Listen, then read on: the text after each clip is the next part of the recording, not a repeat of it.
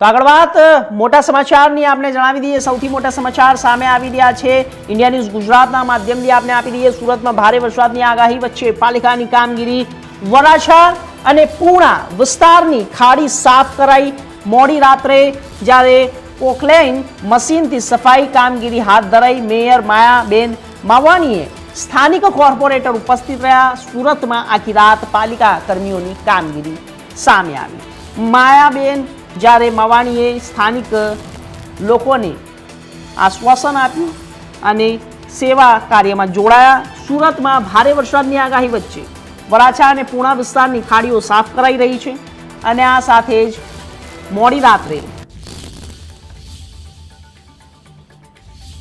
સીધા દ્રશ્યો આપને બતાવી રહ્યા છે કે સુરતમાં ભારે વરસાદની આગાહી વચ્ચે પાલિકાની કામગીરી સામે આવી રહી છે અને આ પાલિકા તંત્ર કામે લાગી રહ્યું છે। વરાછા અને પૂર્ણા વિસ્તારની આ આપણે દ્રશ્યો બતાવી રહ્યા છે। મોડી રાત્રે પોકલેન મશીનથી જ્યારે કામગીરી કરવામાં આવી હતી। મેયર ખડે પગ ઊભા રહીને કામગીરી કરાવી રહ્યા હતા।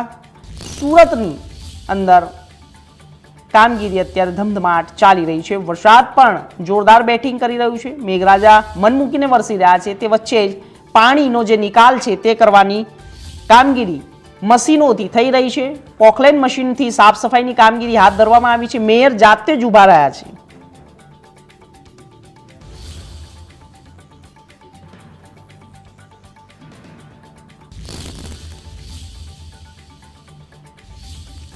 તો મોટા સમાચાર છે આપને જણાવી દઈએ।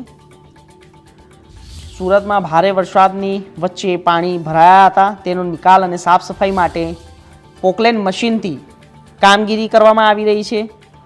મેયર જાતે ઊભા રહીને કામગીરી કરી રહ્યા છે। સાથે જ જે પાણી ભરાયા છે રોડ રસ્તા મુખ્ય બજારો ઘરોમાં તે જગ્યાએ પાણીનો નિકાલ કરવા માટે રાહત બચાવ કાર્યતંત્ર મેયર મ્યુનિસિપલ કોર્પોરેશનના તમામ મહાનગરપાલિકાના તમામ કર્મચારીઓ ખડે પગે રહીને તૈનાત કામ કરી રહ્યા છે। સેવા કાર્ય કરી રહ્યા છે।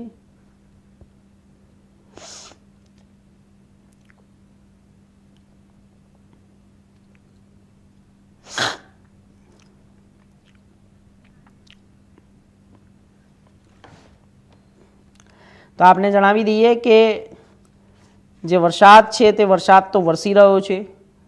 મન મૂકીને વરસી રહ્યો છે। બેટિંગ કરી રહ્યું છે। પરંતુ જે જગ્યાએ પાણીઓ ભરાઈ જાય છે તે પાણીની ભરાવાની કારણે અનેક સમસ્યાઓ ઉદ્ભવતી રહે છે।